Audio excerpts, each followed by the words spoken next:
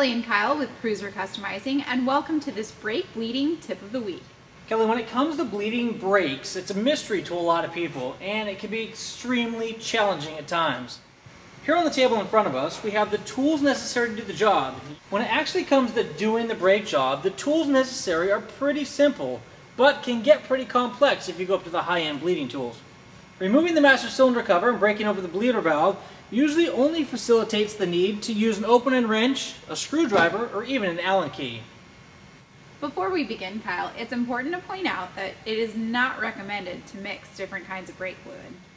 Before beginning any brake project, make sure you take a look at the master cylinder cover engraving or your manual to find out what brake fluid you require. .3, 4, 5, 5.1, there's lots of varieties out there, so make sure you get the correct fluid for your application. Now, why do we have 3 different tools for one brake job? Here on the table in front of us, we've got 3 different tools that will allow you to effectively do a brake job. For years, Kelly, people have asked me to show them the low-tech option. This Mighty Vac is a great example of an entry-level tool. All plastic with a very basic pressure gauge on the top, but will allow you to get just about any brake job done. Now, stepping up in the price range, this unit over here is construction of metal and is a much higher quality unit, but both of these will allow us to get this job done effectively. Kyle, what's the #1 key to bleeding brake? The #1 key is getting all of the air out of the system. So when you've got a spongy brake, usually what that means is you either have water or air in your brake line.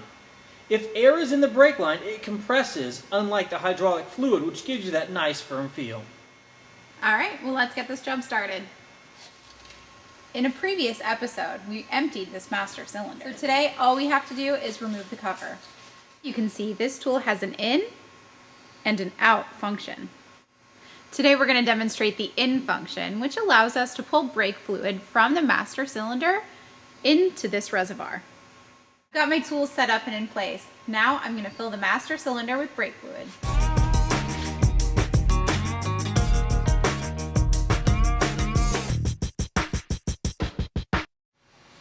Down here in this end, I'm going to go ahead and crack my bleeder valve. Now I'm going to pump the fluid from the master cylinder through the line and into this canister.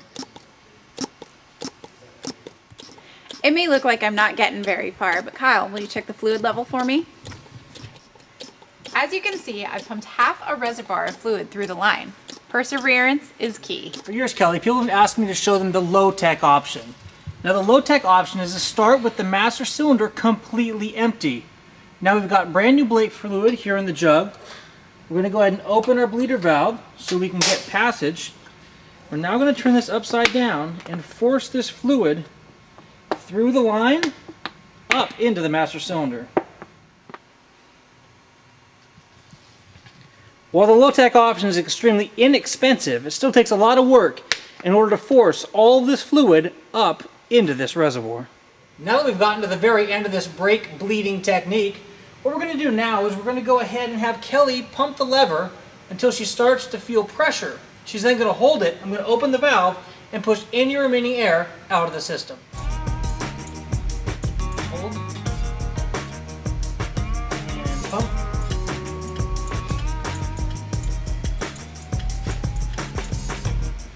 And hold.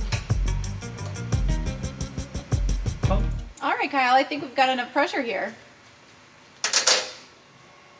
Oh, you're absolutely right. We now have ample pressure up here on top. So now we're going to go ahead and fill the reservoir, button everything back, and we've effectively completed this brake job.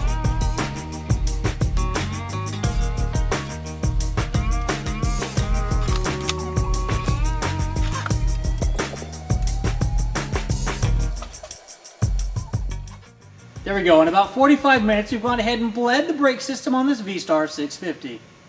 And this process is relatively the same on most motorcycles.